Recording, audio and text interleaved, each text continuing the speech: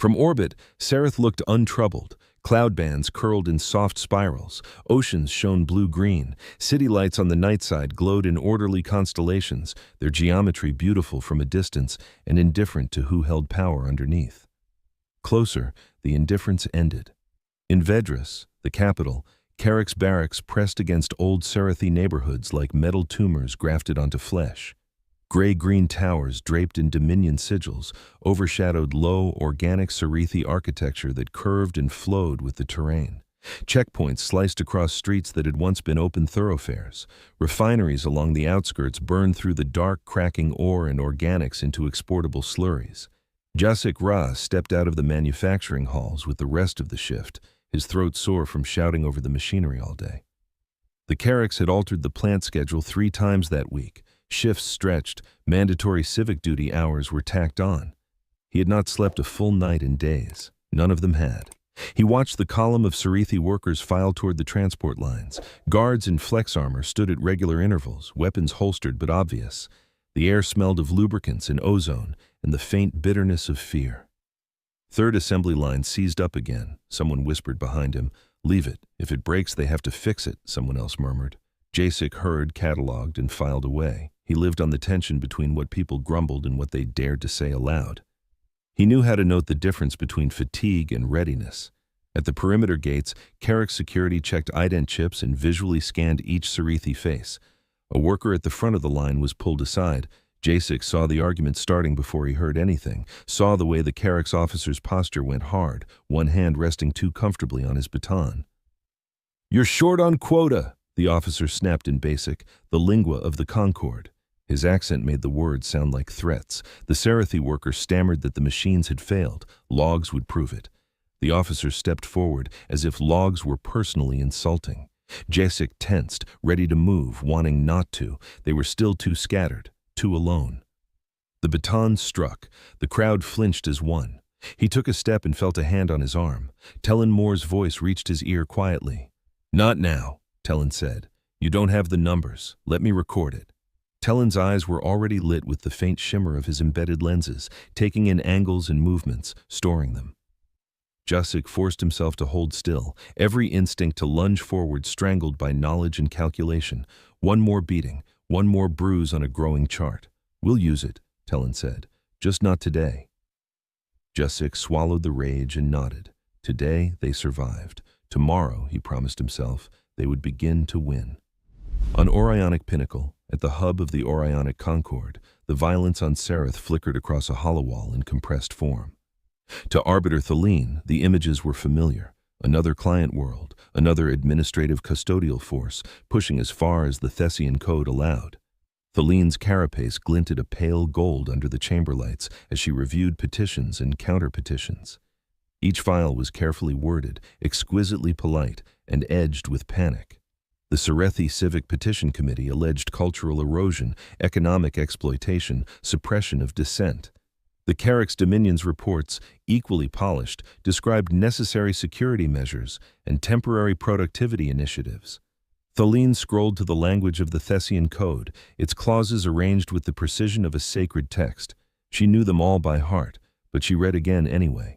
No military intervention by state or contracted forces on a world under recognized administrative custody unless clear thresholds of atrocity, as defined in Appendix 6, have been met. Sereth did not yet meet those thresholds. The Carricks had studied the same text and shaped their cruelty to skirt every line. "We cannot send troops," Thelene murmured, more to herself than to the representatives seated before her. "We cannot authorize private security forces. We cannot contract mercenaries. What do you think I am not seeing?" The Illyri envoy, Seth Aular, raised his head. Above his narrow shoulders, the holographic representation of Sereth floated, turning slowly. "You are seeing exactly what they intend you to see," Seth replied. "That is the problem." Keylor Dralka shifted heavily in his seat, armored plates clicking. His species respected directness. Watching civilians sandwiched into legal limbo offended him on instinct. "Send monitors," Keylor suggested. "We can at least watch them." "We already do," Thelene said. "The Carricks know precisely when the monitors arrive and depart. They will not produce the spectacle of atrocity you require while being watched." Silence settled in the chamber for a moment. Then Ambassador Elira Boone, Earth's representative, cleared her throat gently. "There may be another option," she said. The Arbiter turned to her. In the few cycles since Earth's admission to the Concord, humans had made themselves noticed. They were small, short-lived, and argumentative. They fought over semantics as if words were weapons. Thelene had found it irritating at first, then intriguing. "Another option," Thelene repeated. Elira's gaze drifted to the Sereth hologram. Her mind flicked back to her own world's history. Protests, strikes, cameras raised at the front lines. Empires toppled not by armies alone, but by witnesses. "The Thessian Code forbids military intervention," she said. "It does not forbid tourism." Seth frowned. "Tourism," he echoed. "Cultural exchange," Elira elaborated. "Civilian travel. Observers who are not under martial command. Nothing in the code bars unaffiliated individuals from visiting a world under custodial administration." Kelor snorted. "You propose to solve this with vacationers?" Elira did not flinch. Vacationers, volunteers, students, artists, a few retirees with strong opinions. Humans excel at being somewhere they are told not to be. Thelene's crests shifted slowly, an Illyri equivalent of raised eyebrows. "You believe unarmed civilians will restrain an empire?" she said. "I believe," Elira replied, "that unarmed civilians with cameras, accounts, and the Concord's attention will force the Carracks to choose between their quotas and their appearance of legal compliance, and I believe humans can be very, very annoying." There was a small sound from Kelor that might have been a suppressed laugh. "What exactly do you request?" Thelene asked at last. "Approval for a comprehensive tourism and cultural liaison program on Sereth," Elira said. "Earth's NGOs will oversee logistics. Kestrel Horizons will coordinate.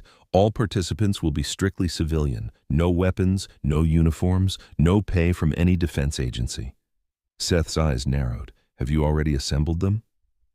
"We have identified interested parties," Elira said carefully. "Formal approval would allow us to begin arrangements." "Liar," Thelene thought, with a flicker of reluctant admiration. "You have more than parties. You have a plan." She looked again at the images of Sereth's checkpoints, of Jasic's bowed head, of Tellen's recording eyes. The law she had sworn to uphold had not been meant as a cage. The Thessian Code was created to restrain war, she said, not to restrain conscience. "I will permit this tourism program, Ambassador Boone, under observation, any hint of military coordination, and it ends." "Understood," Elira said. Kelor leaned forward. "And if your unruly vacationers provoke violence?" "Then," Elira said, looking directly at Thelene, "the Code will have to decide whether watching is a crime." Thelene felt the weight of the decision settle into place like a stone. "Very well," she said. "Send your tourists, human." In a modest, windowless room on New Alexandria Station, Coordinator Malik Roan stared at a wall of displays until his eyes blurred. On one panel scrolled supply manifests and transport schedules. On another, volunteer rosters. On a third, a constantly updating risk map of Sereth, glowing in angry colors where Carrack's enforcement was thickest. He rubbed the bridge of his nose. He knew the Thessian Code almost as well as Thelene did by now, down to the commas.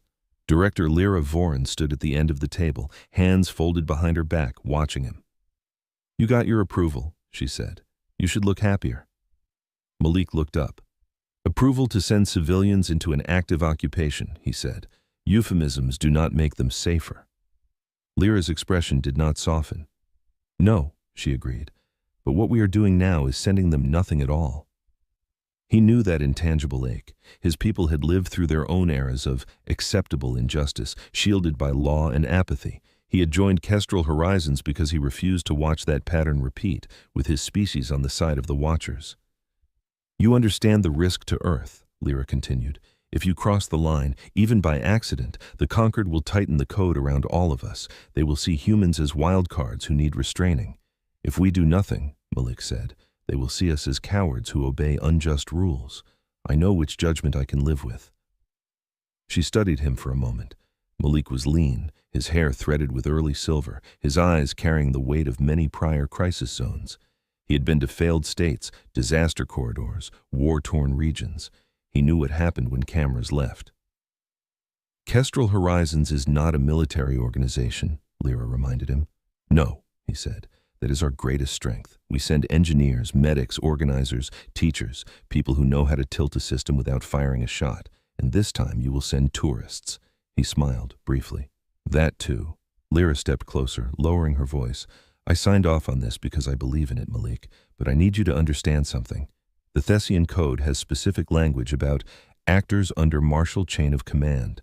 If any of those volunteers start taking orders like soldiers, if you direct them as a unit in a way that can be classified as military, the Carracks will have the legal ammunition they need." "I understand," he said. "Suggestions, not orders. Itineraries, not operations. Inspiration, not command." "You think words will protect them," Lyra said quietly. "I think words define battlefields now as well as borders do," Malik answered. "We did not write the Thessian Code, but we can make it work for people instead of empires."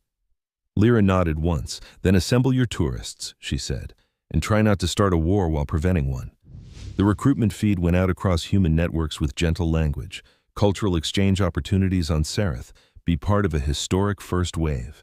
Experience life on a Carracks-administered world. Footage showed serene landscapes, colorful markets, Serethi artistry. The guards, the checkpoints, the beatings, those stayed in Kestrel's internal files. Volunteers came anyway, more than Malik expected.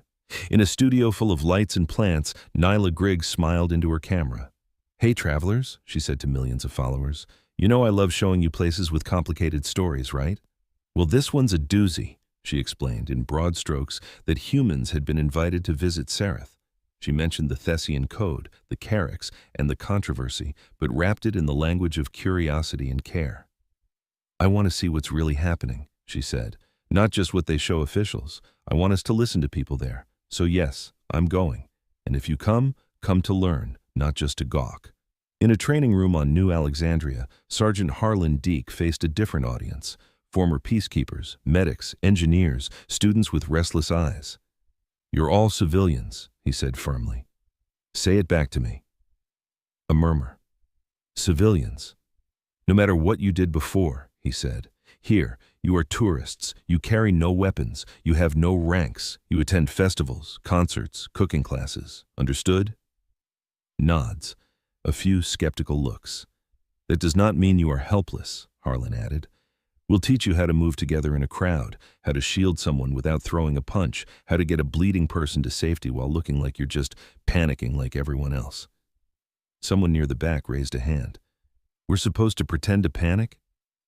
"If needed, yeah," Harlan said dryly. "Soldiers draw fire. Scared bystanders draw cameras." In a smaller room nearby, Jinwoo Ri and Tavi Olander laid out devices on a table. Tablets, smart lenses, innocuous fashion accessories.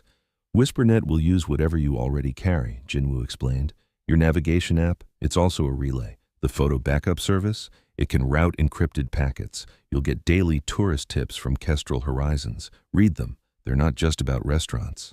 Tavi, barely older than some of the students, tapped a Pathfinder beacon the size of a credit chip. "These look like battery packs," she said, "or translation dongles. Plug them into public kiosks, coffee shop terminals, transit hub charge points. Don't linger. Don't make it obvious. They'll mesh with each other and your devices. That's our backbone." A woman with gray hair and a union pin on her lapel lifted one between cautious fingers. "And what do we do when they notice?" Irene Callow asked. "Smile," Jinwoo said. "Apologize. Say you were just charging your music device. Most of the Carracks aren't network engineers." Irene studied the little thing. Her mind was less on devices than on people. She had seen company towns and riot lines. She had watched bosses use police as tools and laws as chains. It did not surprise her that on a distant planet the shapes were the same. She held up the beacon. "If this helps someone on Sereth talk to someone else without being shut up, it's worth the performance," she said. Zoel Mink watched from the corner, tablet in hand. She had been running simulations for weeks. 10,000 humans moving semi-randomly through a city, pausing at attractions, getting lost, congregating at events, each alone, each harmless. Together, a slow tide that changed flows and pressures. Her models glowed in her thoughts. Traffic delays, overburdened checkpoints, cameras always present at every enforcement action, sluggish production lines, nervous khaki uniform silhouettes. It would not look like a battle. That was the point. On the Solace Line's bright marketing feed, glossy ships swept past the lens. Book now for Sereth, a voice urged. Limited historical opportunity. Explore a world in transition. Ports filled. The ISS Wayfarer Crown, the largest civilian liner in the fleet, took on more than sightseers. It took on intent. Departure from New Alexandria Station felt like a holiday. The curved windows of the departure lounge showed a spinning arc of stars and stations. Families clustered with luggage. Vendors hawked snacks and souvenir shirts with stylized Serethi script and minimalist Carrick's iconography. The irony was lost on many. Malik moved through the crowd like a quiet current. He paused to watch Nyla rally a group of followers around a kiosk. "Remember," Nyla was saying, "vlogging is fun, but this is not just a backdrop. People's lives are on the line. Don't shove cameras in faces without consent. Don't treat their trauma like content." Her followers nodded. Some meant it. Some, Malik suspected, only half understood. But Nyla meant it, and it showed.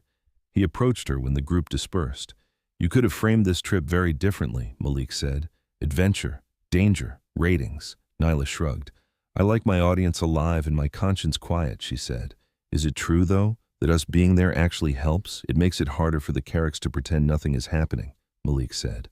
"It gives the Serethi someone to talk to besides each other and Carrick's officials. It creates friction, and if they decide to ignore our cameras," she said quietly, "to hurt people anyway." "Then," Malik replied, "the conquered will see them for what they are. Law likes shadows. We're turning on lights." Nyla nodded slowly. "Okay," she said. "Lights it is." On the boarding ramp, Harlan Deke scanned faces, his instincts cataloging who moved like they had training and who moved like they had never been near a crisis. He saw former soldiers trying to unlearn posture. He saw idealistic students blinded by courage. He caught sight of Irene stepping onto the Wayfarer Crown with the stubborn gait of someone who had been on a lot of picket lines and had no intention of stopping now. "Ma'am," he said, falling into step beside her, "have you ever been in a confrontation with armed forces?" She gave him a look that made him feel briefly young. "I've had batons swung at me more times than I can count," she said. "Always unarmed, always outnumbered. These Carrick's fellows any different?" "They're bigger," Harlan said. "They have better armor. But fear looks the same in them as it does in us." "Fear?" she echoed. He nodded toward the viewport where Sereth gleamed. "They're terrified of losing control," he said. "Whole empires are. That's what makes them dangerous." Irene's mouth twitched. "Good," she said. "So are we." Karun Syed boarded last, credentials from Galaxy Watch clipped visibly to his jacket. He had negotiated hard for this assignment. A human impulse burned in him that was older than interstellar law, the need to witness and to tell.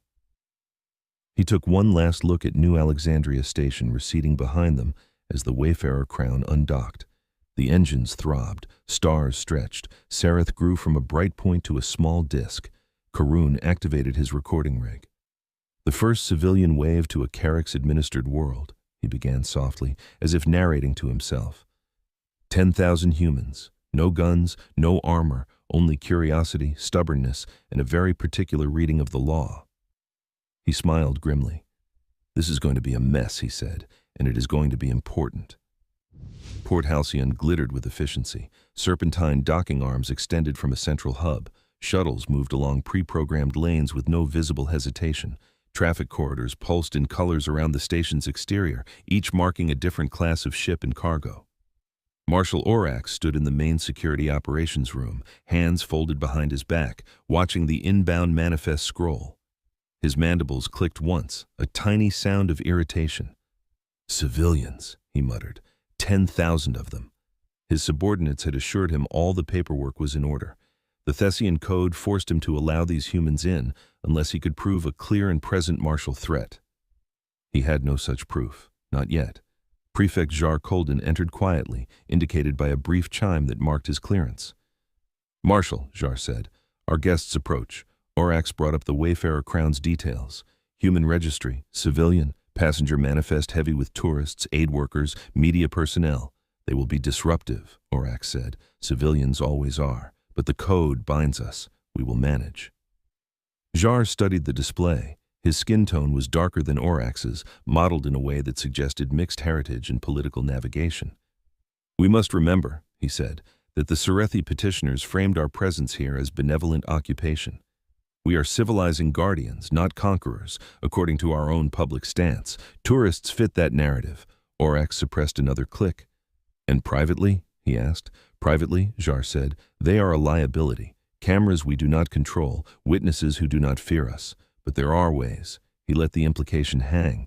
Orax's mind moved naturally toward pressure points, workflow, supply chains, rumor, fear.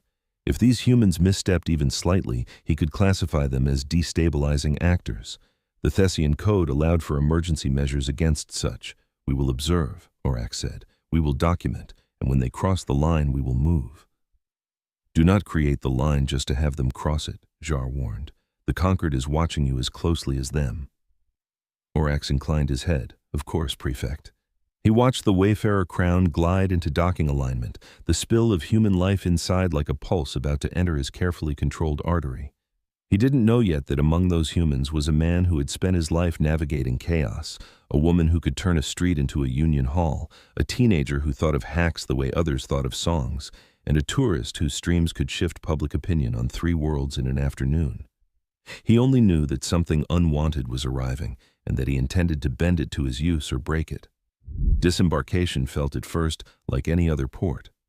Customs agents in neutral uniforms scanned passports and devices, baggage carousels hummed, vendors offered snacks with names half the travelers could not pronounce. Then the differences emerged. Carrick's guards, unmistakable in their segmented armor, shadowed the lines. Their weapons hung at easy reach.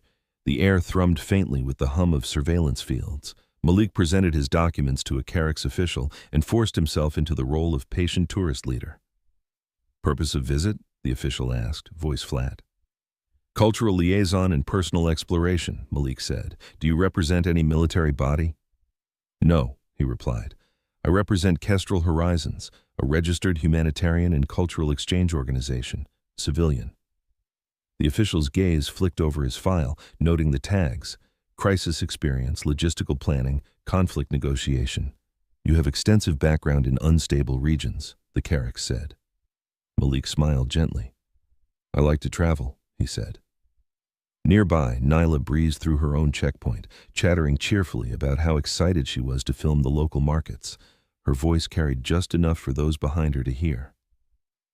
I heard there's an amazing street food scene in Vedris, she told the officer. Is that true? What would you recommend? The Carricks, unprepared for being asked for tourist advice, blinked. We do not eat in streets, he said, nonplussed. Great, she said. That means there's plenty of room for new trends. Karun Syed watched all of this, recorder running low profile. He noted the way the guards' hands lingered near their weapons when someone spoke a little too loudly, the way Carrick's eyes tracked devices.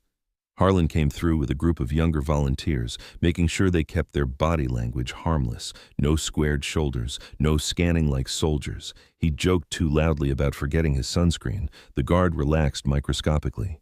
Irene had her identification in a small leather wallet, her movements unhurried. Purpose of visit? The Carricks asked her. Education, she replied. Do you have a sponsor? My pension, she said. And Kestrel Horizons is helping with logistics. The Carricks frowned. You are quite advanced in years to be taking such a trip. That's why I'm taking it now, she said, before I'm done advancing. The remark made no sense to the officer, which suited her fine. Jinwoo and Tavi, coming through together, had to work harder. The guard's scanners pinged on their equipment. What is the purpose of these devices? A Carrick's technician demanded. Jinwoo spoke first, easily. Navigation, translation, entertainment, he said. We get lost a lot. And that? The Carricks pointed to a small pouch of Pathfinder beacons. Battery packs, Tavi said promptly. You have so many scenic routes advertised. We don't want to run out of power halfway. The technician checked his reference slate. The devices matched civilian specs. Power density within normal parameters. No obvious weapon signature. He handed them back grudgingly. Be mindful, he said. Sareth is under protective administration. Some areas are restricted. Of course, Jinwoo said. We hate going where we're not wanted. Tavi managed not to smirk until they were past the checkpoint. Once all the hardware was through and their people were gathering near the exit, Malik caught Elira Boone's eye across the concourse. She stood among a group of formal diplomats, impeccably dressed, flanked by conquered liaisons. Her expression barely flickered, but there was a brief exchange in that glance. "We're here. We're live. Don't make me defend the indefensible." He dipped his head slightly, acknowledging the weight on her shoulders as well as his own. Then they stepped out through the last station doors and into the light of Sereth. Vedris greeted them with sunshine that smelled faintly of rain and metal. The city stretched along a river, its older Serethi structures like waves frozen in stone. Arched roofs, flowing lines, colors that shimmered subtly when the light shifted. Between and atop them, Carrick's-built blocks rose stark and straight, draped in banners of dark, saturated hues. The streets near the arrival hub were already adapted for tourism. Holographic signs in basic flash directions. Vendors had quickly learned a few human words. A newly opened Comet Brew glowed on a corner, its familiar logo a small slice of earth in alien surroundings. Inside that cafe, Malik claimed a booth in the back while the first wave of tourists dispersed. Groups moved out into the city in loose clusters, some to markets, some to museums, some simply wandering. Zoel's algorithms had fed suggested routes to their devices, labeled as recommended for culture lovers or off-the-beaten-path adventure. Each path was chosen not just for aesthetics, but for what it might gently nudge. In the cafe's corner, Harlan sipped something approximating coffee and watched a group of tourists laugh over pastries. He saw tremors of nerves under the humor. He let them have it. There would be time enough for seriousness. Irene sat at a table near the window, unfolding a small paper guide printed by Kestrel Horizons. On the front, a smiling Serethi artisan of some kind held up intricate carvings. Inside, the text covered basic phrases, cultural courtesies, and a gentle note. If you see something that feels wrong, do not look away. Ask questions, offer help if it is safe, record what you witness. You are not here to save anyone. You are here to make it harder to hide the truth. She traced that last line with a fingertip. Outside, a Carrick's patrol walked by at measured pace. Serethi in the street stepped slightly aside, eyes down.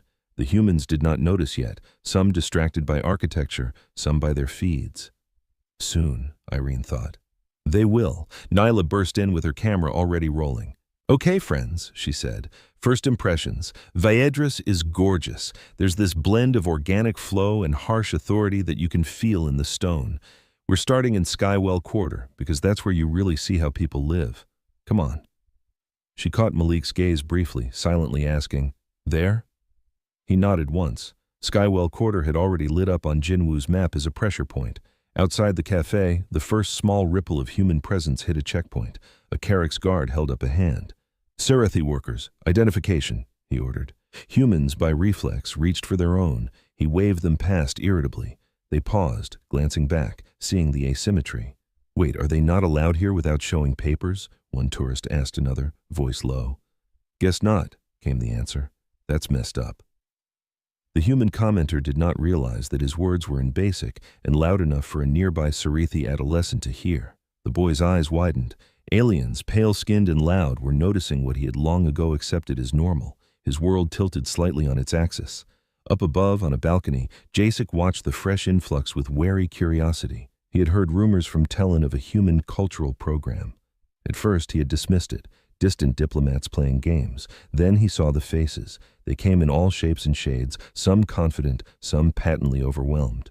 Their clothes were bright where Serethi workwear had become muted by years of Carrick's austerity rules. They pointed at things. They laughed. They stopped to talk to street musicians. Jasek felt an unexpected surge of resentment. They stroll through my occupied city like it's a festival, he thought. They get to leave.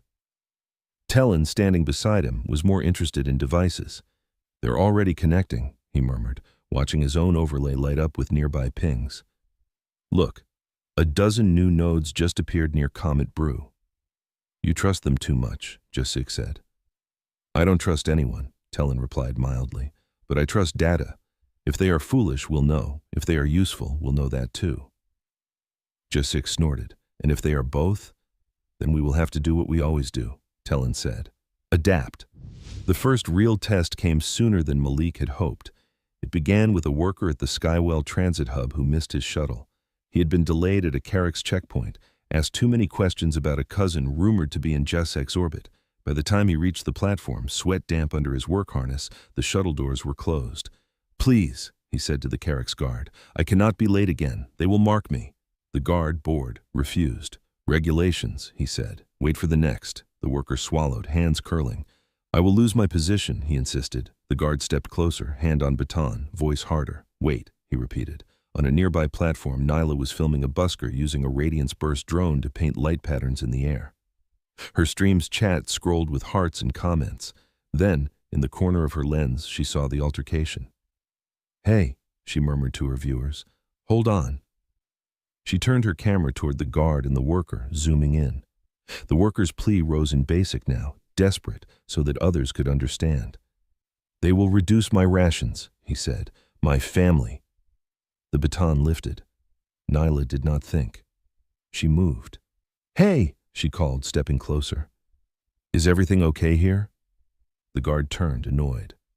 "Move along, human," he said. "This is internal matter. My viewers are asking," Nyla said, angling the camera so both faces were visible. "Is this normal? Is it allowed under the Thessian Code?" People nearby heard the words Thessian Code and turned. Tourists drifted in, drawn by curiosity and by the subtle pings on their devices as Kestrel's itineraries quietly updated. A few Cerethi edged closer, staying at the fringes. The Carrick's guard bristled. "You are obstructing station security," he snapped. "I'm standing in a public transit hub," Nyla replied. "Filming. That's not illegal, right?" Karun, who had been interviewing a vendor on the far side of the hub, killed his previous recording and swung his rig around. Here we go, he thought, adrenaline spiking. He moved toward Nyla, announcing loudly for the benefit of every mic. "This is Karun Syed, Galaxy Watch on Sereth," he said. "We're seeing an incident at Skywell Transit Hub where a Cerethi worker is being denied transport and threatened by Carrick security." Workers on the nearby platforms froze. Harlan's people, scattered in ones and twos in the crowd, did not. A tall tourist with a backpack stepped forward, hands raised, voice calm. "We're just here to help," he said. "No one's threatening you." The guard's attention split. The worker, Nyla's camera, Karun's rig, the growing ring of humans. Tellin, watching from a vantage point he had chosen for signal interception, felt WhisperNet hum alive as Jinwoo rerouted nodes. He spoke softly into his own mic. "Jinwoo," Tellin said, "you're seeing this?"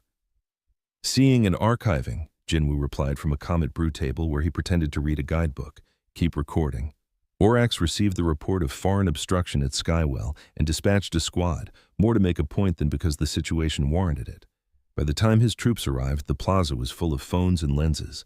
The Carrick squad pushed through tourists who apologized loudly and clumsily, slowing them without deliberate resistance. A child's toy fell, someone dropped a drink, a tourist tripped and grabbed a soldier's arm for balance. All of it utterly deniable as anything but human carelessness. Nyla's stream count spiked as the armored figures came into frame. The guard who had raised his baton earlier gestured. "They are interfering," he said to the arriving squad leader. "They are inciting." The leader scanned the humans. No weapons, no coordinated insignia, no clear lines of command. "Disperse," he ordered, in basic. "We're just waiting for our friend," Nyla replied pleasantly. He missed his shuttle. Karun spoke clearly, eyes flicking from tourists to soldiers to the worker. "To clarify," he said, "you are denying a civilian access to public transport as a punitive measure for alleged workplace infractions?" "This is an internal matter," the squad leader snapped. "Turn off your devices. I am accredited media under Concord law," Karun said. "You have no authority." The squat barrel of a non-lethal projector swung slightly toward him. Harlan's heart rate spiked. His muscles tensed with an almost forgotten reflex. Step in, neutralize, control. He strangled it, remembering Malik's briefing. "No one strikes first. No one strikes if they can help it." He raised his voice. "Everyone," he said, "back up a bit. Give them space." The crowd obediently took one slow step back, not enough to clear a ring, just enough to reduce the immediate pressure. The motion looked organic, but it was the same move Harlan had drilled into them on New Alexandria in crowd safety workshops. The worker, breathing hard, looked from the baton to the faces around him. For the first time in his life, when a Carrick's guard raised a weapon at him, he was not alone. Somewhere in the Orionic Concord's vast data network, a system flagged the simultaneous spike in feeds tagged Skywell Transit, Thalassian for Thessian compliance, and Sereth Unrest. It sent a quiet ping to an account belonging to Arbiter Thaleen. Back on Orionic Pinnacle, Feline watched the unfolding scene within moments. She saw a baton lifted, a camera focused, a human saying the code's name aloud in the street. "Interesting," she murmured. The Carrick squad leader, aware now that his actions were likely being transmitted far beyond his immediate jurisdiction, lowered his hand. "All of you," he said through clenched mandibles, "disperse immediately. Worker, you will be permitted on the next shuttle, this time." A murmur went through the crowd. Nyla captured the worker's stunned relief. Karun recorded the grudging climb down. Harlan exhaled slowly. The tourists began to drift away in twos and threes, chattering loudly about how intense that was. And, wow, imagine living with that every day. The worker, eyes wet, looked around for his unseen protector to thank, but the humans had already flow-patterned back into the city's weave. On a balcony above, Jasek turned to Tellin. "They changed the outcome," he said softly. "Yes," Tellin agreed. "They did not fight. They did not break anything. They asked questions and pointed cameras." "Yes." Jasek's jaw tightened. "We have shouted and bled and been ignored," he said. "They show up one day, and the Carricks flinch at a lens." Tellin's gaze remained on his overlays. "Resent them if you like," he said, "or use them." Jasek was not used to being forced to choose gratitude over pride. It made him feel raw, exposed, but he was a pragmatist before he was anything else. "We will talk to them," he said at last. Tellin nodded once. "I thought you might say that." WhisperNet, still in its infancy, pulsed quietly as nodes multiplied. The beacons Tavi and Jinwu had planted at Comet Brew locations and public kiosks began to mesh. Every tourist phone that had installed Kestrel's Seraph Culture Companion app added one more strand. In a rented room above a small shop, Jinwu sat cross-legged on the floor, eyes unfocused as his interface floated in front of him. "We've got full coverage in Vedra Central," he reported to Malik. "Skywell Quarter is a little patchy at the edges, but we're working on it. The rural links will take longer." Malik listened, leaning against the wall. "Can the Sarithi access it yet?" he asked. "Not directly," Jinwu said. "If they log in from devices tagged in Carrick systems, they'll be monitored. We're routing initial access through anonymized fronts. Here, look." He brought up a map. Sarithi can connect to tourist hotspots to upload local info anonymously, complaints, video, schedules. It all comes to us and to Kestrel nodes back on New Alexandria. We cross-check against other feeds to filter plants. Malik nodded. "We need to talk to someone like Jasik Ross," he said. "Someone who can coordinate on their side. He's watching us," Jinwu said. "Or at least someone we think as him is. There have been probes. They're cautious." "Good," Malik said. "Caution keeps people alive." He glanced at a feed from Irene, who had stationed herself in a worker district's small square. She was sitting on a low bench, talking to a group of Sarithi whose hesitant posture suggested they were unused to being asked for their stories. She listened more than she spoke. When she did speak, she told them of her own world. "We had factories too," she said, "and company towns where the owners controlled housing, food, and law. People who complained were called agitators. They were watched. They were fired. Sometimes they were beaten." The Sarithi exchanged looks. "What did you do?" one asked. "We stopped working all at once," Irene said, "or we slowed down. We insisted on safety checks. We showed up to every public meeting and refused to be quiet. We let others watch. She did not say we threw stones. She did not say some did not come home." "And the soldiers?" another pressed. "Sometimes they stood with us. Sometimes they didn't," she admitted. "But the more people watched, the harder it was for them to hurt us in secret." One of the listeners, a woman with worn hands and sharp eyes, said slowly, "We have no way to show others what happens."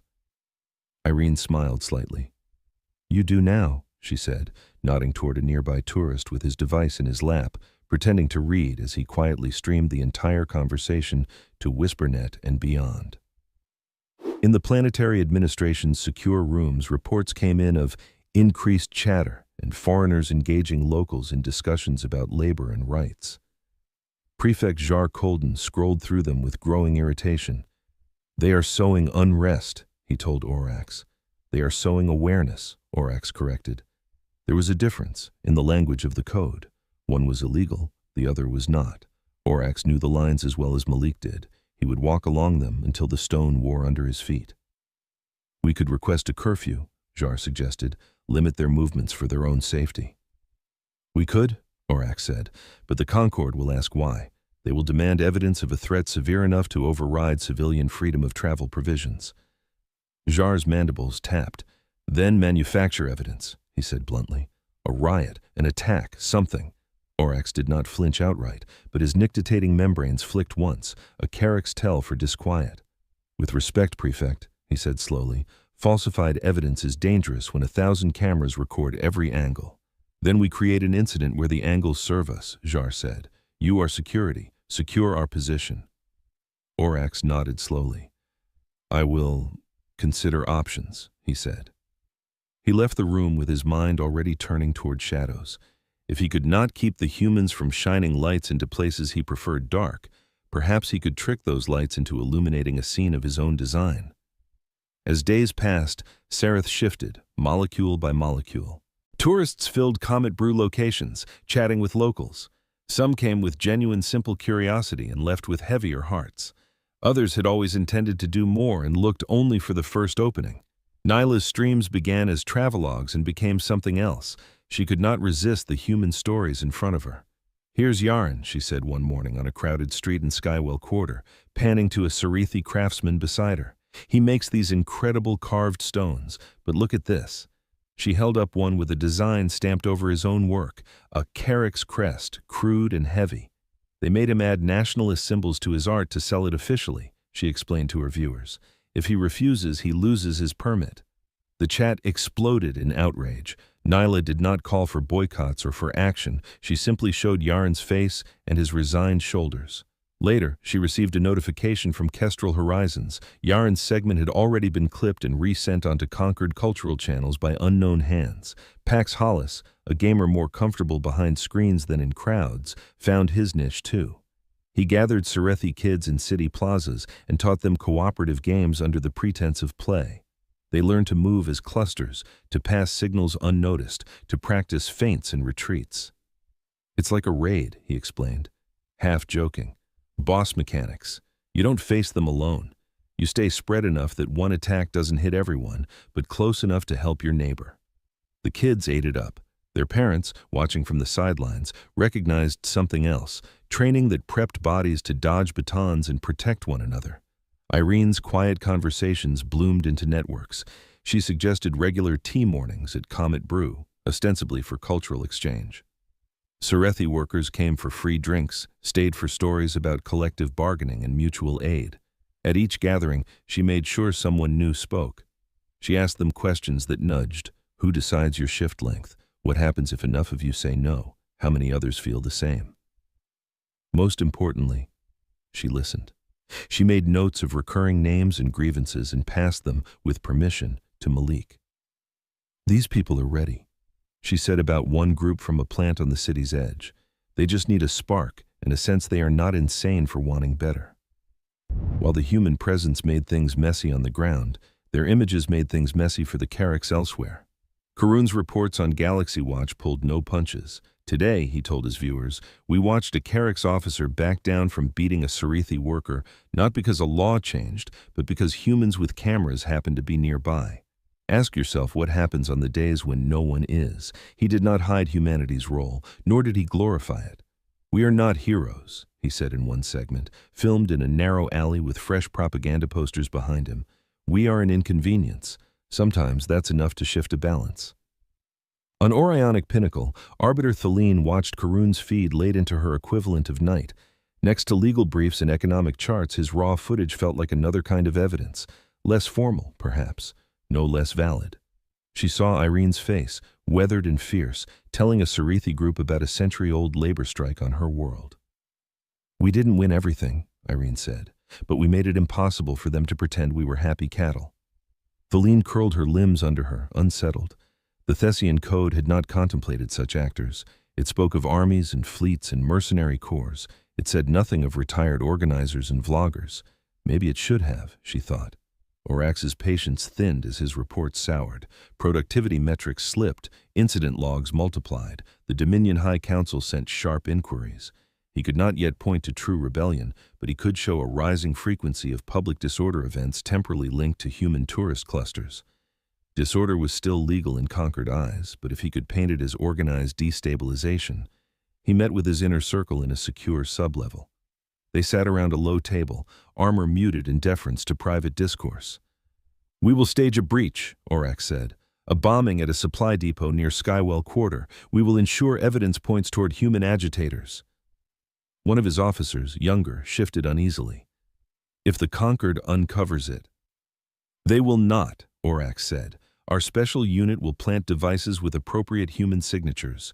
We will arrest a handful of noisy humans, nothing more. Enough to demonstrate that they are not harmless. The Concord will accept a narrower tourism program with stricter limitations." The room hummed with low agreement. Fear of loss does that to organizations. "And if," another ventured cautiously, "the human's own videos show something else?" Orax's mandibles spread in a tight, cold approximation of a smile. "We control access to the depot," he said. "No tourists will be close enough to see. Only what we choose to show will be shown." It was a calculated gamble. Orax believed in his ability to shape reality by controlling lines of sight. He had not accounted for WhisperNet's habit of worming through cracks. The explosion at the cargo depot shook Skywell Quarter like a giant's fist. Windows rattled, dust billowed, sirens wailed in a dozen frequencies as Carrick's units converged on the site. Karun, interviewing a shopkeeper nearby, felt the shockwave in his bones. That was not an accident, he thought, grabbing his rig. He ran toward the smoke, ignoring Harlan's shouted curse behind him, muscles moving before caution could catch up. At the depot perimeter, Carrick's soldiers raised barricades fast. "Evacuate," one yelled at him. "Leave the area. I'm accredited press," Karun said, even as he knew how flimsy that was here. "What happened?" "Security incident," the soldier snapped. "Controlled." Behind the barrier, through gaps, Karun saw crumpled forms, Carrick's, their armor scorched. He saw twisted metal. He smelled the acrid tang of burned composite. He also saw something else, for a fraction of a second. A Carrick's unit in a different cut of armor, marked with a symbol he did not recognize, moving away from the blast site long before the regular security squads fully arrived. His camera caught a fragment of that movement, blurred by smoke. Later, Jinwoo would pause the frame and curse softly. At that moment, Karun only knew that something felt off. Nearby, Pax stood frozen, his rental camera case in his hands, eyes huge. "I didn't do anything," Pax muttered. "I was at the arcade." "No one is accusing you," Harlan said, materializing at his shoulder, voice low and steady. "Not yet. When the Carrick's arrests began, they came fast. A squad moved into a comet brew, where several of the more visible human streamers liked to gather. "You," the squad leader barked at Pax. "And you," at a young woman known for provocative commentary. "And you," at a middle-aged man who had argued loudly with a Carrick's officer 2 days prior. "You are under detention for investigation." "What for?" Pax stammered. "Evidence links human agitation to an act of sabotage," the leader said. Karun's stomach sank. Malik arrived too late to stop the detentions. He arrived just in time to lock eyes with Orax, who had come personally to oversee this part of his plan. "These are civilian travelers," Malik said coldly, "under Thessian code protections." "They are suspects in a security incident," Orax replied smoothly. "The same code allows us to detain those who may pose a threat to peace." Karun lifted his rig. "Marshal Orax," he said, playing to the room, "do you have evidence that civilians with cameras planted explosives in your depot?" Orax's gaze flicked briefly to the recording device, then back. "The evidence will be presented to the proper authorities," he said, "not to your audience." Malik stepped closer, spreading his hands just enough that observers could see he held nothing. "You are making a mistake," Malik said. "Detaining humans without transparent cause will not play well on Orionic Pinnacle." "You presume too much, human," Orax said. "The law is on my side." He turned to his troops. "Take them," he ordered. As Pax was dragged away, he met Malik's eyes with a look of bewildered betrayal. "I was just playing games," he said hoarsely. "I know," Malik answered, "and I won't let them bury that." Orax's plan was underway, but as he had feared, the angles did not all belong to him. Jinwoo and Tavi holed up in their rented room, feeds surrounding them in a dizzying array. "We've got the before, during, and after," Tavi said. "Look," she tapped sequences into her console. On one side of the screen, footage from a tourist drone showed the depot area hours before the blast. Ordinary activity, cargo transfers, routine patrols. On another, a reconstruction from WhisperNet nodes captured faint signals. a Carrick's unit with unmarked equipment entering the depot through a side access. The timestamp indicated this happened without any civilian presence close enough to see. Then, from a distant accidental angle, a blurry shot from a kid filming light patterns, a sharp flash, sound delay, smoke plume, and, crucially, unmarked units exiting via a back access seconds after the blast, before regular security converged. They did it themselves, Tavi whispered, cold anger coiling in her chest. They bombed their own depot. To blame us, Jinwoo said, jaw tightening. We need to package this, Tavi said. Clear, chronological, undeniable, and we need Karun to front it, Jinwoo added. He's their voice. If he says it, they'll listen. He tagged the reconstructed footage with parity checks, location hashes, and WhisperNet's distributed verification stamps. It would be harder to dismiss as deepfake when dozens of independent devices corroborated. Jinwoo forwarded the bundle to Malik and to an encrypted address on New Alexandria Station, where Kestrel's legal team and the Terran Mediation Bureau sat waiting. Within hours, a ping landed on Elira Boone's console on Orionic Pinnacle. She watched the composite, eyes narrowing, then leaned toward her comm. "Connect me to Arbiter Thaleen," she said. It was late in Thaleen's personal cycle, but she answered. "Ambassador Boone," Thaleen said. "I assume this is urgent." "It is," Elira replied. "Humans have been detained on Sereth under suspicion of sabotaging a Carrick's facility. We have evidence that the incident was staged by Carrick's units themselves." "You are certain?" Thaleen asked. Elira forwarded the file. "I am as certain as a person can be with this kind of data," she said. "Multiple independent devices, time-coded. If this is not real, then reality itself is broken." Thaleen opened the file. Her eyes moved quickly. "Staged or not," she said after a moment, "the Carricks have authority over security measures. They do not have authority to invent crimes to justify suppressing civilian presence," Elira replied. "That would be a misuse of the code." Seth Allar, summoned by an alert on his own station, joined the channel. "What is this?" he asked. "A breach at a depot on Sereth," Elira said, "and an attempted frame of my people." Kaelor Dralka, woken from his rest by a different priority alarm, flicked his own console open. "You sent them civilians," Kaelor said. "The Carricks send back prisoners. Predictable." "We have visual evidence the Carricks staged the incident," Elira insisted. Kaelor examined the footage. Though no soldier himself, he knew the pacing of operations, the way unmarked units moved, the timing. It smelled of an internal job. "Interesting," he said. "That will not sit well with conquered observers." Thaleen considered rapidly. "The Thessian code is not explicit on civilians used as pretexts," she said. "It assumed good faith." "Then perhaps it is time to test that assumption," Elira said. "I am filing an emergency petition. Carrick's actions threaten the integrity of the code." Seth frowned. "You argue from high ground, Ambassador, but be careful," he said. "If the Conquered decides that sending tourists is effectively weaponizing civilians, we may limit such travel in future." Elira's mouth tightened. "If you decide that," she said quietly, "then you will have made it official. Law here exists to protect empires, not people." That accusation hung in the air. Thaleen, who had sworn to a different belief, felt its sting. "File your petition," she said. "I will convene a hearing." As she ended the connection, she wondered, not for the first time, whether the words she had guarded all these cycles were finally meeting the reality they deserved, or being exposed as the shell they had become. On Sereth, fear and anger twisted together in the tourist circles. "They took Pax," Nyla said, pacing a Comet Brew floor as though motion itself would bring him back. "He's just a kid. He plays games." "They took 3, Harlan corrected, voice flat. "Him, Sana, and Miro, all of them loud online, none of them anywhere near the depot when it blew." "We have proof," Tavi said, arriving with Jinwoo and Malik. She explained, quickly. Nyla felt a rush of relief. "So they can't just—" "Of course they can," Malik said gently, "but we can make it cost them." He looked at Harlan. "From now on," he said, "no one goes anywhere alone. We increase our presence at every public enforcement action. Our goal is not to get arrested. Our goal is to make it impossible for them to justify more arrests." Harlan nodded curtly. "Already done," he said.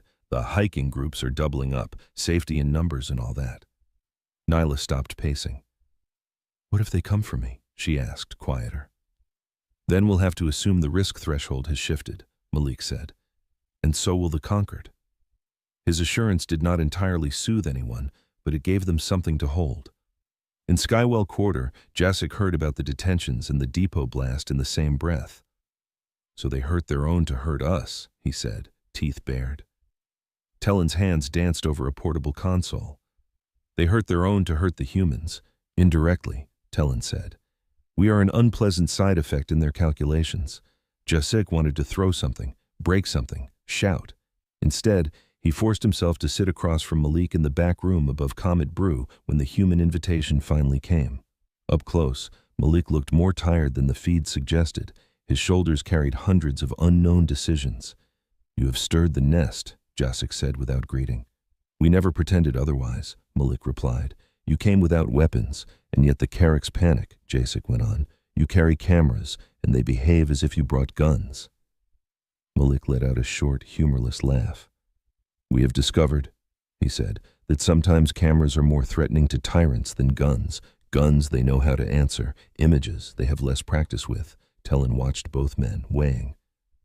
What do you actually want? Jasek asked. For us to behave nicely in front of your audiences? No, Malik said. I want you to survive long enough to choose your own path. Jasek leaned forward. Surviving while they take everything, he said, is just a slower kind of dying. I know, Malik said.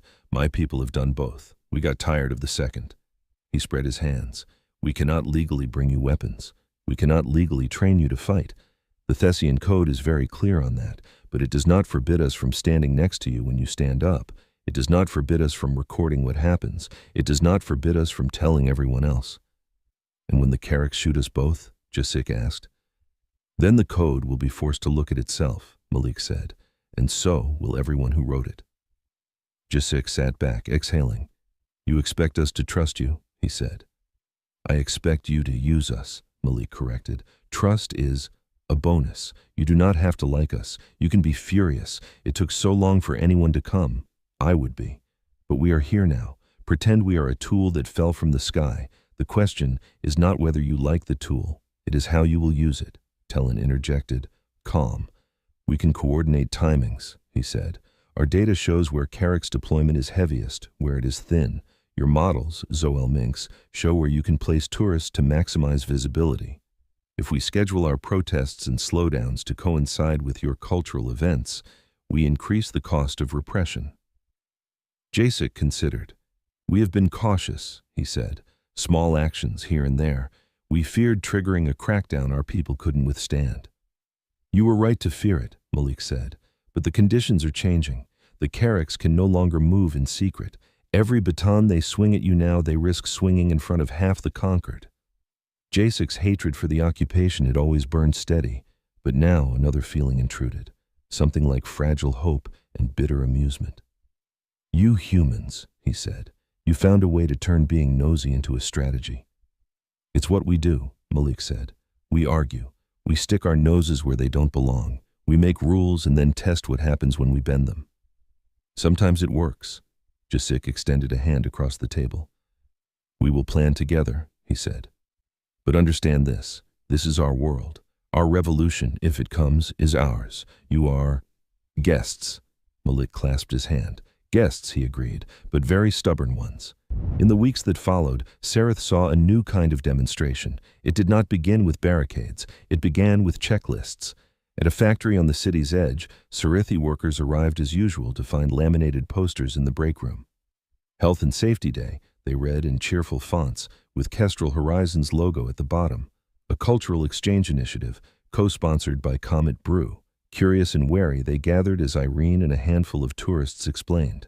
On my world, she said, companies eventually had to agree to regular safety inspections. Equipment had to be checked, procedures documented, regulations posted. It slowed production, sure, but it also saved lives. She held up a form. We thought we'd share that tradition with you, she said. As guests, Carrack supervisors watched from a distance, suspicious but unable to object.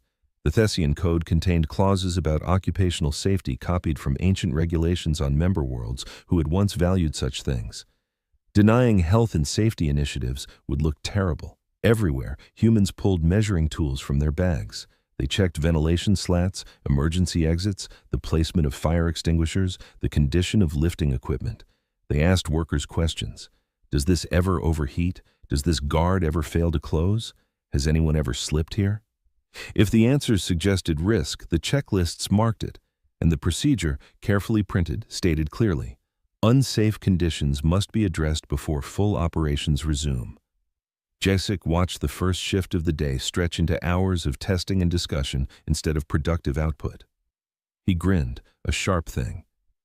"They are using your own rules against you," he said aloud to a sullen Carrick's foreman. "How educational?" The foreman hissed. "These are delays," he said, "non-essential.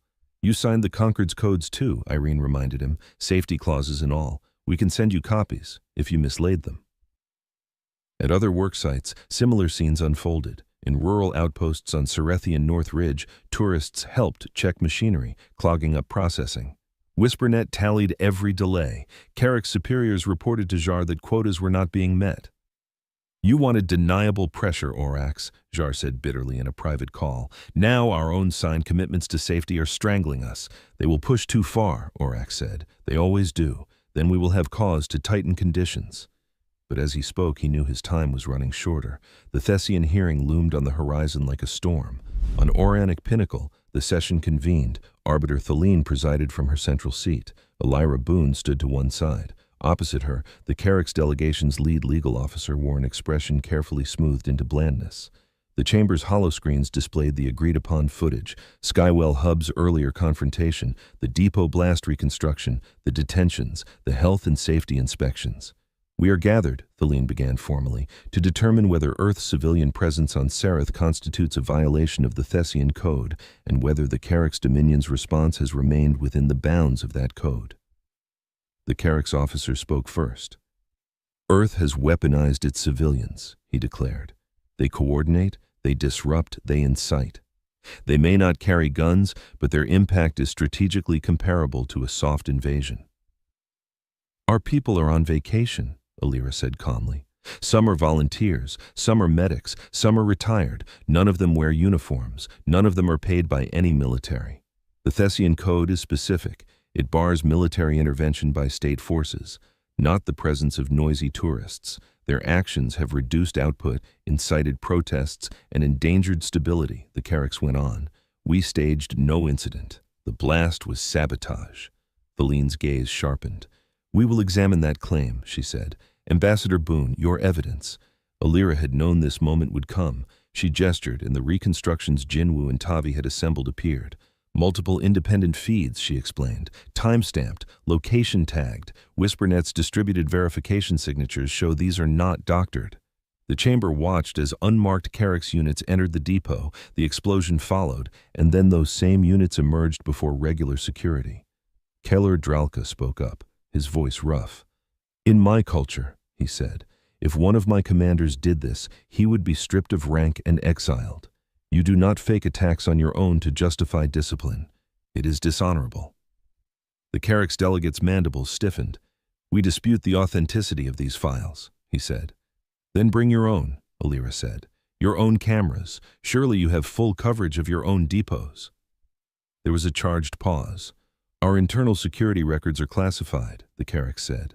"Convenient," Seth Allar murmured. Thaleen folded her limbs. "The Thessian Code is founded on the assumption of good faith," she said slowly, "on the notion that its signatories will not violate its spirit while obeying its letter. What I see here is a letter twisted into a garrote." She turned to Elira. "Your tourists, however, are not passive." "No," Elira said. "They never are. Humans are, as Keller has kindly noted in this chamber before, infuriating. We ask questions, we show up, we record, we help people sit down in places they are told they cannot sit. That is not war, that is witness. If every empire in this chamber decides today that filming and asking questions is equivalent to military aggression," she continued, "then you will have announced to the galaxy that the code protects power, not people. I do not think you want to admit that." Seth shifted, troubled. He thought of Illyri cities where small protests had led to reforms long before his birth. Keylor, thinking of his own civilians, added, "If we let the Carricks declare every civilian presence hostile, They will be able to clear witnesses from any future field of battle. I will not support such a precedent. Feline looked at the faces before her, then at the silent hollows of Sarathi streets behind them. This is larger than Sarath, she realized. The law they shaped now would echo.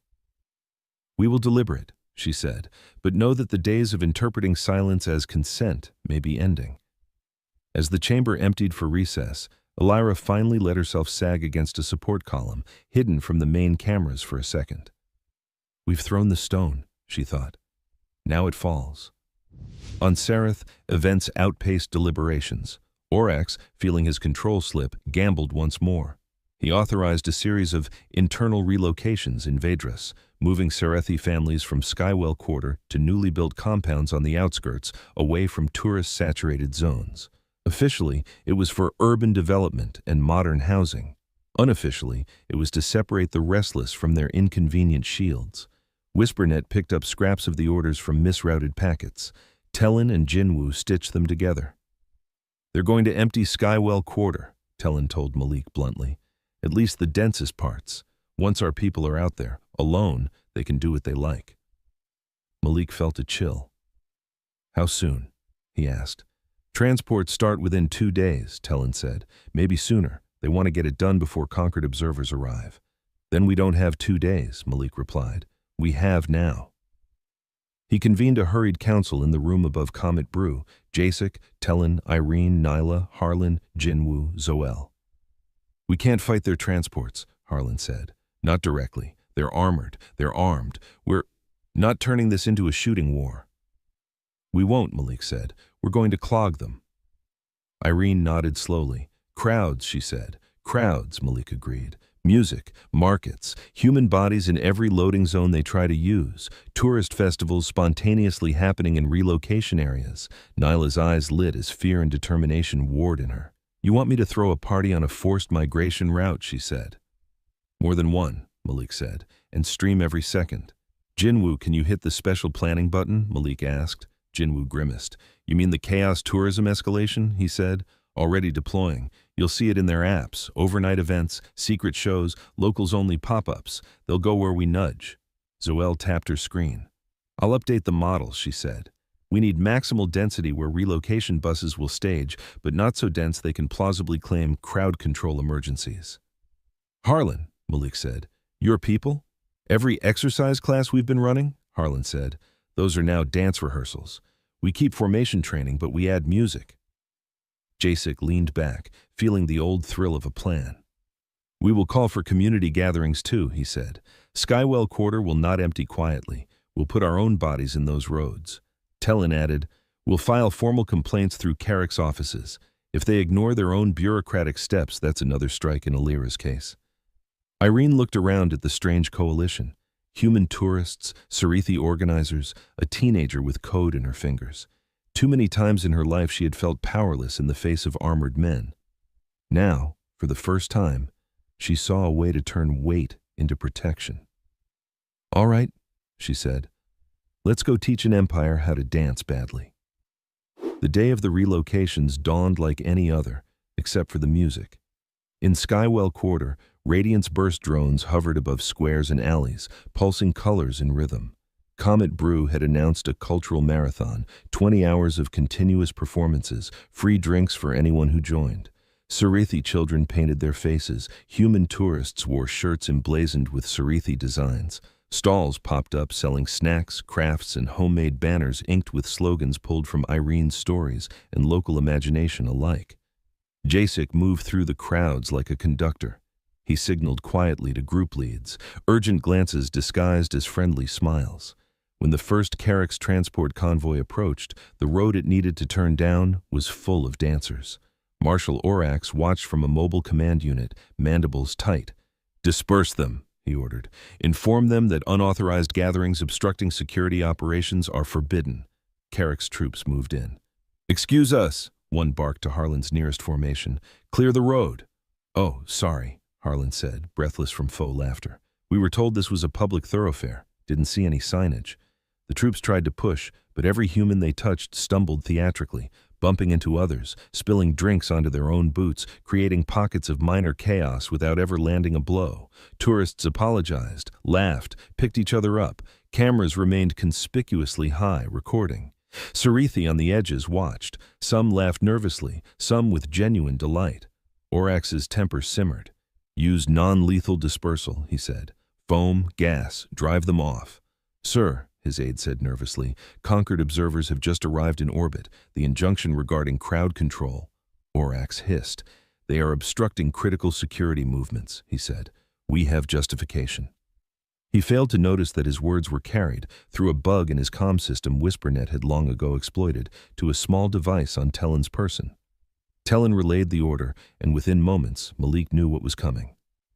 "Masks," Malik snapped to Harlan over a secure channel. "Gas incoming." Harlan raised his arms and shouted, "New dance! Everyone get low!"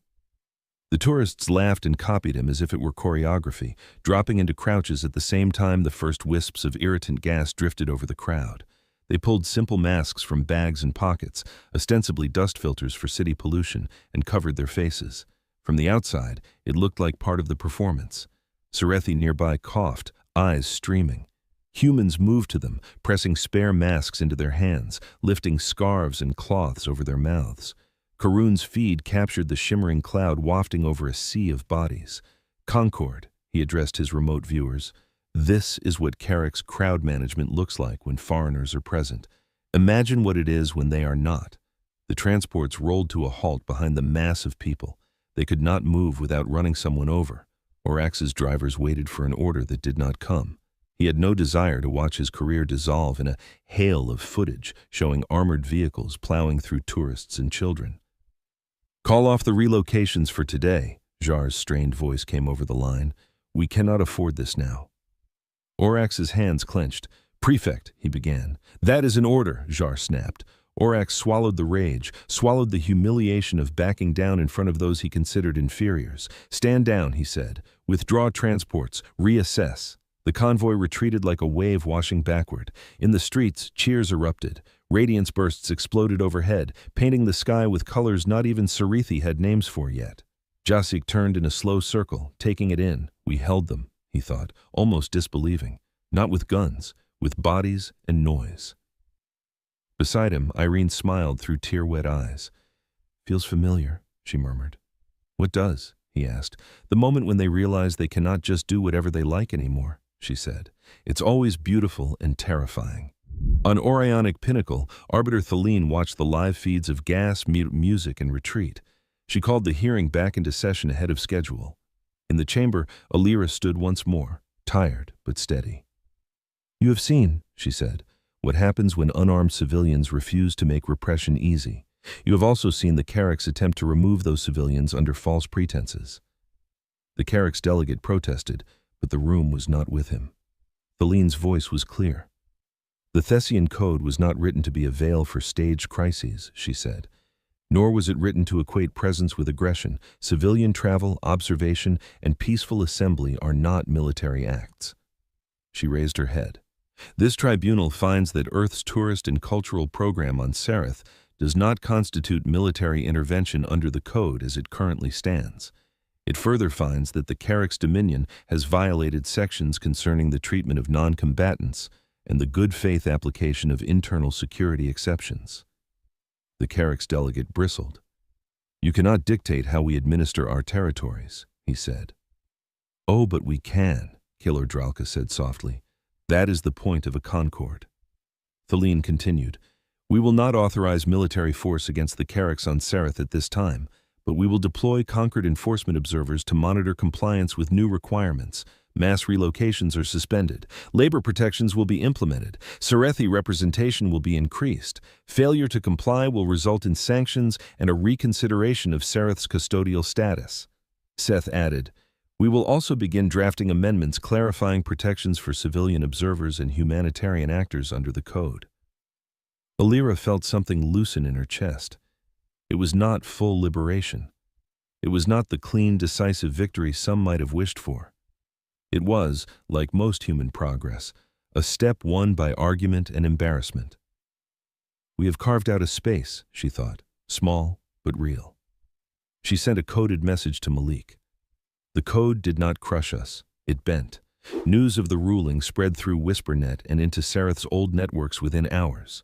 In Skywell Quarter, Sarathian humans read the summaries in crowded cafes and cramped apartments. Jasek listened as Telin explained. They are not giving us independence, Jasek said. No, Telin said, but they are putting the Carracks on a shorter leash. And they have made it legal now for humans to be what they already are here, witnesses who cannot be easily removed. That matters, Irene said. It means if this spreads to other worlds, they have a way to insist on being seen too. Nyla checked her device and laughed softly. I'm already getting messages from people on 3 planets, she said, asking how to invite tourists to their homes. Malik exhaled, feeling for the first time in weeks that the ground under him might hold. Do not think this is over, he warned. The Carracks will adapt. They will seek quieter ways. Of course they will, Jasek said. So will we. Outside, Carrack's patrols moved with a new stiffness. They still carried weapons. They still held positions of imposed authority. But for the first time since they had come to Sarath, they looked up at lenses and wondered what those images would cost them. Marshal Orax received his recall orders in a sealed packet. He read them, face expressionless. Prefect Jar Kolden stood across from him, trying not to look relieved. You are being made an example, Jar said. Someone had to be, Orax replied. He did not argue. He knew the game. Empires assuaged oversight by sacrificing individuals. He had thought himself more valuable than that. He had been wrong. As he left Sarath, shuttled quietly onto a Dominion craft, he cast one last look at the planet below. For all his mistakes, for all his arrogance, he understood something instinctively. This had been a turning point. Not because of guns, but because of an unacceptable surplus of eyes. Over the next weeks, changes unfolded that would have been unimaginable months before. Conquered observers arrived in orbit and on the ground. They wore neutral colors and carried devices that fed data not only to Carrack's hierarchies, but to Orionic Pinnacle. Sarathi workers elected representatives to new councils. At first, the Carracks intended these to be symbolic. The representatives, many of them people Irene had mentored in kitchen table workshops, had other ideas. They debated working conditions openly. They demanded transparent safety protocols. They chastised Carrack supervisors in front of conquered monitors. They made use of the language of the code with a fluency that impressed even Elira. Nyla shifted her vlog content again. Today, she told her followers one afternoon, I'm not going to show you tear gas or protests. I'm going to show you a Sarathi council arguing about waste disposal. Her viewers complained at first, but she persisted. You want to know what freedom looks like? She said. It looks like boring meetings. It looks like people arguing about garbage instead of hiding from soldiers. Pay attention. Pax Hollis, once released after intense diplomatic pressure and a barrage of exculpatory footage, found himself famous. He hated it. They made you into a symbol, Malik told him gently. I'm just a guy who likes games, Pax said.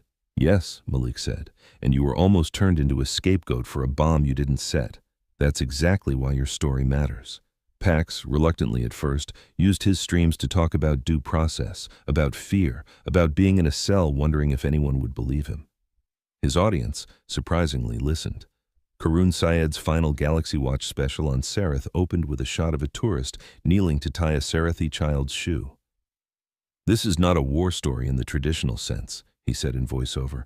No armies marched, no fleets clashed in orbit. The Thessian Code's prohibitions held, and yet an empire was forced to pull back, not because another empire's guns were bigger, but because 10,000 civilians refused to look away.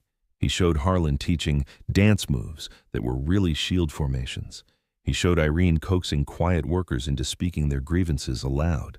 He showed Jasek standing on a crate in a factory floor, rallying his people not to violence, but to vigilance.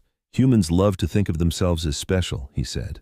Maybe we are not uniquely brave or uniquely cruel, but we are uniquely gifted at arguing with reality, at spotting the gap between what is written and what is lived, and shoving our foot in that gap. On Orionic Pinnacle, Arbiter Thaleen drafted new essays, to become amendments later, about the role of civilians in the Conquered's design. She wrote about unintended consequences, about the necessity of evolving law. She cited footage from Sereth, testimony from Serethi and humans alike. She did something few arbiters had done before. She admitted, in official language, that the code had been incomplete. The Thessian Code must recognize civilian solidarity as distinct from martial aggression, she wrote.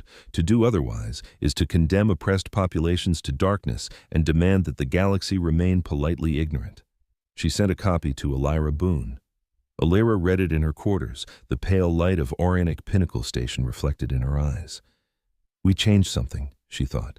The cost had been high. It would not be the last such cost, but it was a start. Eventually, the time came for some of the tourists to go home.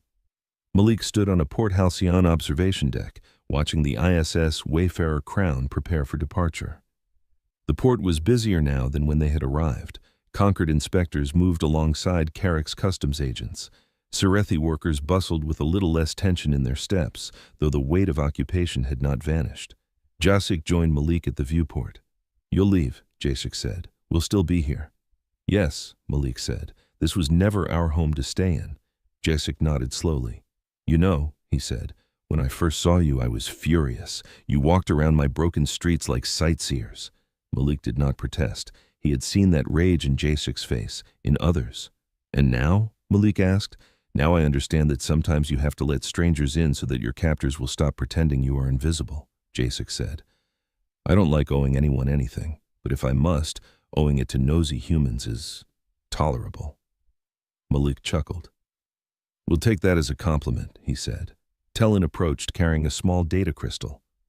This, he said to Malik, is a full WhisperNet log of the last months, censored for security, obviously, but it might be useful for your people. Malik took it with respect.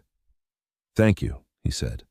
And for what it's worth, Tellin, your techniques will inform how we do this elsewhere. Elsewhere, Jasik echoed, grim amusement surfacing. Already planning your next tourist invasion? Already being asked for it, Malik said. People talk, they share, they noticed.